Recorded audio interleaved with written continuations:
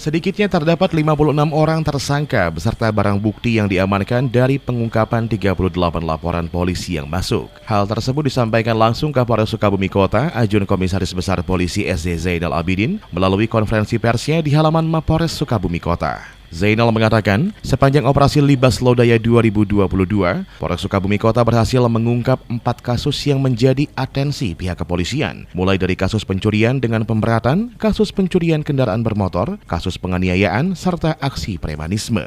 Upaya tersebut dilakukan pihak kepolisian Resort Sukabumi Kota untuk menjaga kondusivitas di wilayah, serta memberikan rasa aman kepada masyarakat selama menjalankan aktivitasnya.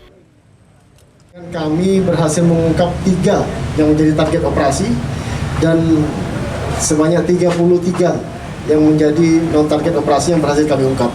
Adapun tersangka yang dapat kami amankan sejumlah 56 orang, di mana tersangka pelaku curat sebanyak 4 orang, kemudian curanmor sebanyak 7 orang, kemudian penganiayaan sebanyak 35 orang, di mana dari 35 tersebut 10 orang dinyatakan terlibat sebagai anggota geng motor.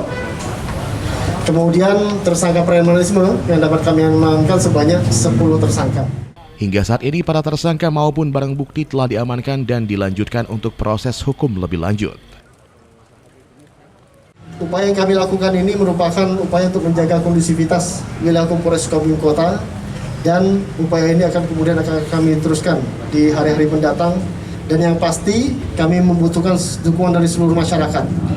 Yang pertama, untuk memperhatikan bagaimana anggota keluarganya, anaknya, keponakannya, handetolannya, untuk tidak membawa senjata tajam dalam setiap aktivitasnya.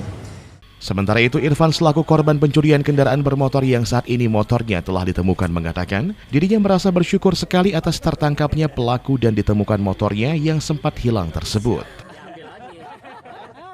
Sebelumnya saya berterima kasih kepada Bapak Kapolres Kota Sukabumi beserta jajarannya dan juga khususnya buat Polsek Cikole yang telah sigap laporan dari 1x24 jam atas pencurian sepeda motor Kawasaki Ninja pada hari Minggu di rumah